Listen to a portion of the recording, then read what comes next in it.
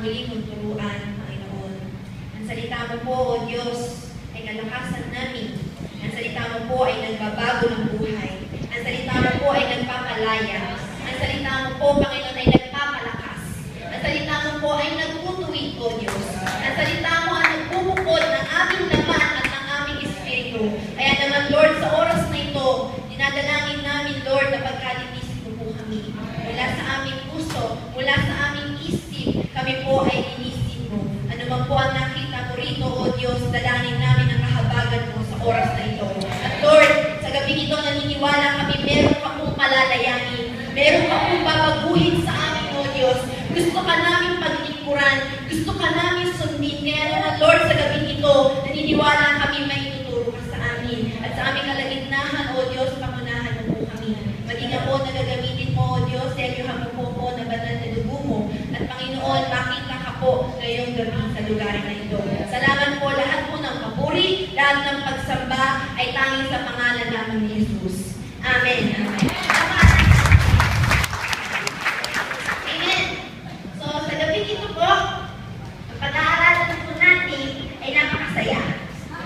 Amen. Paborito na lahat. Walang iba, kundi ang pera. Amen. Kailangan po natin pag-aralan ang pera o ang salapi. Amen. Hindi lang po siya basta-basta. Dapat po pinag-aaralan natin, lalo na po sa buong entire ng pag-aaral natin mula nursery, elementary, high school, college. Hindi naman po natin pinag-aralan ng pera. Kundi, opo, may subject tayong math. Pero, tinuruan lang tayo paano magkalkula. Pero hindi naman tinuro sa atin ang paaralan na kapag laki natin, kapag nagtatrabaho na tayo, pag may allowance na tayo, at nasa kamay na natin ng pera, hindi naman po tinuro ng paaralan kung paano ito i-manage. Kaya kung ngayong gabi, mag-aaralin po natin ito. Amen? Handa po ba tayo? Amen! Hallelujah! Number 1, bakit kaya kailangan natin pag-aralan ng pera? Meron naman tayo subject na math. Mataas pa nga ang grades ko dun eh.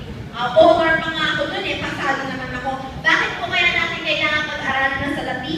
Dahil number 1, ito po ay biyaya ng Diyos at pinagkatiwala ng Diyos sa atin. Amen po ba? Hallelujah!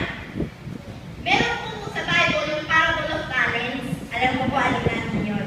Amen? Yung isang master, umalis siya, nagbigay siya ng 5 talents sa isang alipin, nagbigay siya ng 2 talents sa isang pang alipin, at 1 talent sa isang pang alipin. Pagbalik ng master, sabi niya dun sa 3 alipin na pinagtiwanan niya ng talent, pinagkatiwalaan niya, hinanapan niya ito. Amen? Yung 5, naka-receive ng 5 and 2 talents na doble. Kasi, naging mahinang sila sa pinagkatiwala sa kanila. Kaya naman ano sabi ng master doon sa 2 alipin? Mabuting alipin. Pero, doon sa isang alipin na naka-receive ng isa, walang nangyari. Hindi na doble, hindi niya ginalaw, bagkus tinago niya.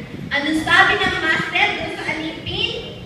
Isa kang tamad at masamang alipin. Amen? So, meron po tayong na-receive ng mga biyaya, gifts, galing sa Diyos. Bukod sa talent mo, bukod sa katalinuhan mo, bukod sa diskarte mo sa buhay, bukod sa mga taong nakapaligid sa'yo, na pinagkatiwala sa'yo ng Diyos, naka-receive ka rin ng pera. Amen! Na dapat po maging mabuti tayong katiwala sa Diyos para hindi niya tayo sabihan na tamad at masamang alipin. Amen. So yun po ang number 1 natin na dahilan. Kailangan po natin pag-aralan ng salapi. Number 2, bakit kailangan natin pag-aralan ng salapi? Dahil big deal sa Diyos ang pera. Ano kaya ang ibig sabihin ng big deal sa Diyos ang pera? Nagugulat ba ang Panginoon sa milyon? No. Nagugulat ba ang Diyos sa bilyon? No. Dahil ang sabi ng Diyos, silver and gold is mine. Hindi mo siya nagugulat doon. Pero naging big deal sa Diyos ang pera dahil sa sobrang pagmamahal niya sa tao, na ang tao sobra din siyang influensyahan ng pera, kaya naging big deal sa Diyos ang salapi. Na yung pinakamamahal niyang tao, yung pinakamamahal niyang tayo,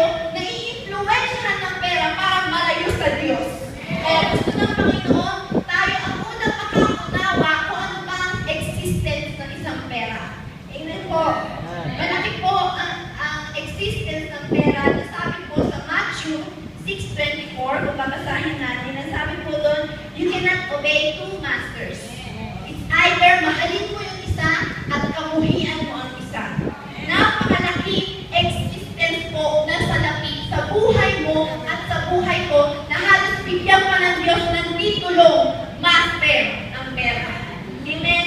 Minsan sinasabi po natin, pera lang yan, ngunit hindi.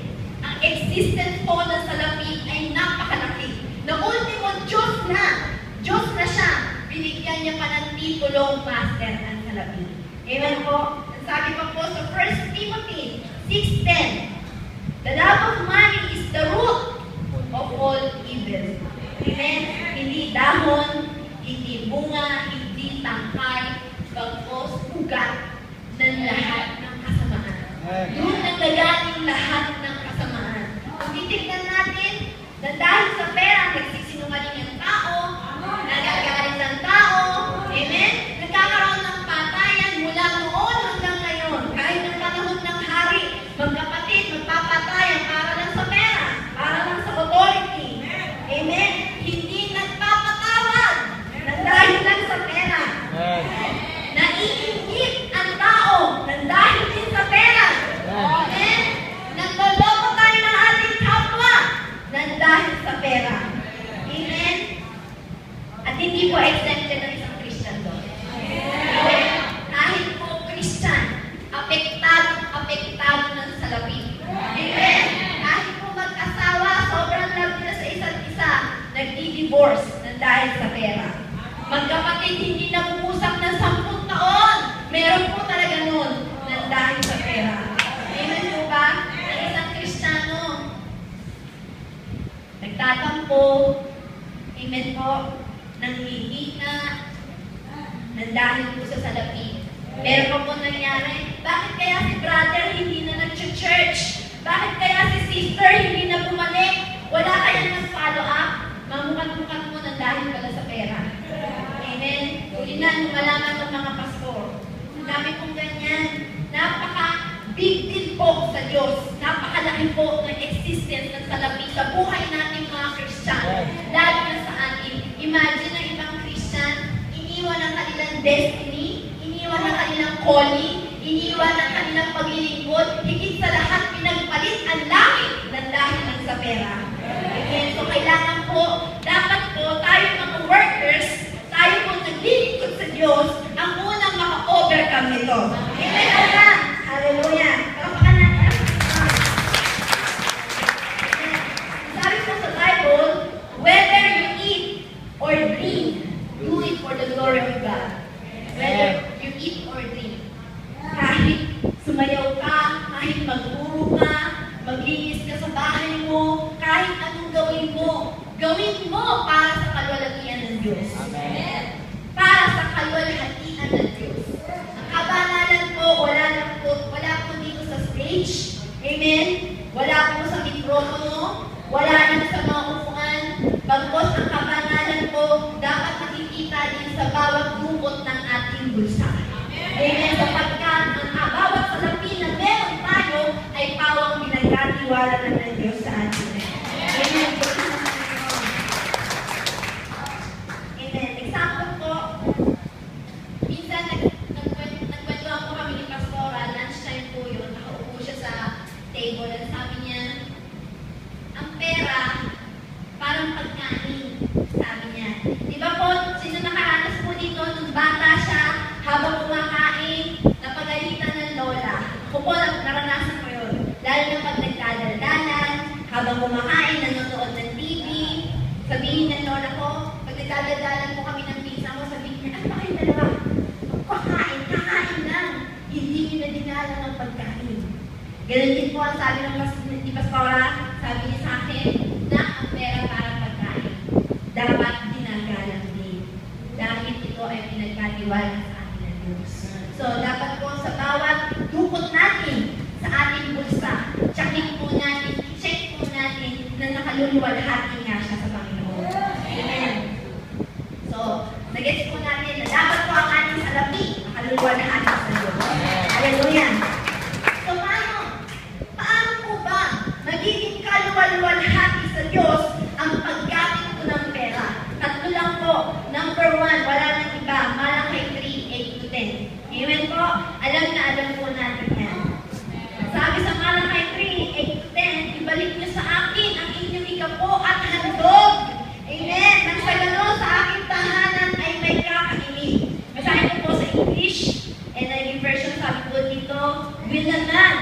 rob God?